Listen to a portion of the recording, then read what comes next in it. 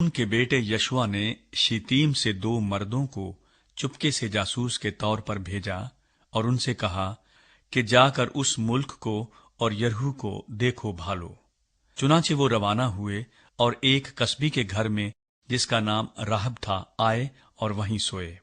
और यरहू के बादशाह को खबर मिली कि देख, आज की रात बनी इसराइल में से चंद आदमी इस मुल्क की जासूसी करने को यहां आए हैं। और यरहू के बादशाह ने राहब को कहला भेजा कि उन लोगों को जो तेरे पास आए और तेरे घर में दाखिल हुए हैं निकाल ला, इसलिए कि वो इस सारे मुल्क की जासूसी करने को आए हैं। तब उस औरत ने उन दोनों मर्दों को लेकर और उनको छुपाकर यूं कह दिया कि वो मर्द मेरे पास आए तो थे, पर मुझे मालूम न हुआ कि वो कहाँ के थे। और फाटक बंद होने के वक्त के करीब जब अंधेरा हो गया, वो मर्द चल दिए और मैं नहीं जानती हूं कि वो कहाँ गए। सो जल्द उनका पीछा करो, क्योंकि तुम जरूर उनको जा लोगे। लेकिन उसने उनको अपनी छत पर चढ़ाकर सन की लकड़ियों के नीचे जो छत पर तरतीब से धरी थीं छुपा दिया था। और ये लोग यरदन के रास्ते पर पायाबों तक उनके पीछे गए, और जूं ही उनका पीछा करने वाले फाटक से निकले, उन्होंने फाटक बंद कर लिया। तब राहब छत पर उन मर्दों के लेट जाने से पहले उनके पास गई और उनसे यूं कहने लगी कि मुझे यकीन है कि खुदावंद ने ये मुल्क तुमको दिया है, और तुम्हारा रोब हम लोगों पर छा गया है, और इस मुल्क के सब बाशिंदे तुम्हारे आगे घुले जा रहे हैं। क्योंकि हमने सुन लिया है कि जब तुम मिस्र से निकले तो खुदावंद ने तुम्हारे आगे बहरे कुलजम के पानी को सुखा दिया, और तुमने अमूरियों के दोनों बादशाहों सीहून और ओज से जो यरदन के उस पार थे और जिनको तुमने बिल्कुल हलाक कर डाला, क्या क्या किया।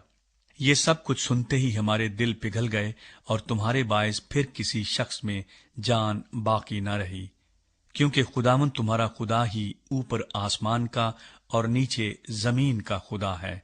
सो अब मैं तुम्हारी मिन्नत करती हूं कि मुझसे खुदावंद की कसम खाओ कि चूंकि मैंने तुम पर मेहरबानी की है, तुम भी मेरे बाप के घराने पर मेहरबानी करोगे, और मुझे कोई सच्चा निशान दो कि तुम मेरे बाप और माँ और भाइयों और बहनों को और जो कुछ उनका है सबको सलामत बचा लोगे, और हमारी जानों को मौत से महफूज रखोगे। उन मर्दों ने उससे कहा कि हमारी जान तुम्हारी जान की कफील होगी, बशर्ते कि तुम हमारे इस काम का जिक्र ना कर दो।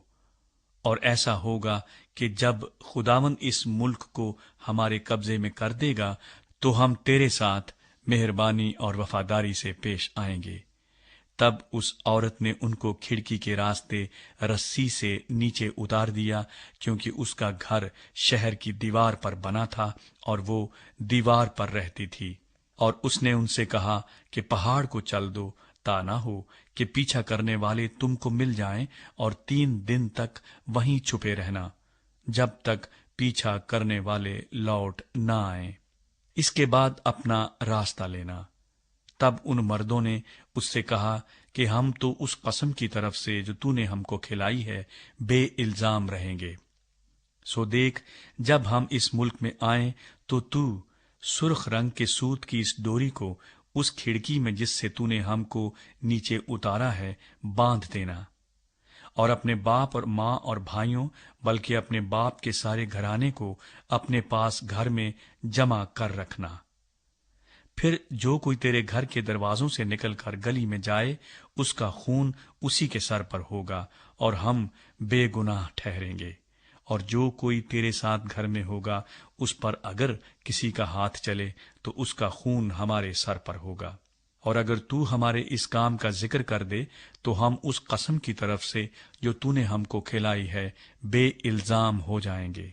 उसने कहा, जैसा तुम कहते हो वैसा ही हो। सो उसने उनको रवाना किया और वो चल दिए। तब उसने सुर्ख रंग की वो डोरी खिड़की में बांध दी, और वो जाकर पहाड़ पर पहुंचे और 3 दिन तक वहीं ठहरे रहे, जब तक उनका पीछा करने वाले लौट न आए। और उन पीछा करने वालों ने उनको सारे रास्ते ढूंढा, पर कहीं ना पाया। پھر یہ دونوں مرد لوٹے اور پہاڑ سے اتر کر پار گئے اور نون کے بیٹے یشوا کے پاس جا کر سب کچھ جو ان پر گزرا تھا اسے بتایا۔ اور انہوں نے یشوا سے کہا کہ یقیناً خداوند نے وہ سارا ملک ہمارے قبضے میں کر دیا ہے، کیونکہ اس ملک کے سب باشندے ہمارے آگے گھلے جا رہے ہیں۔ بنی اسرائیل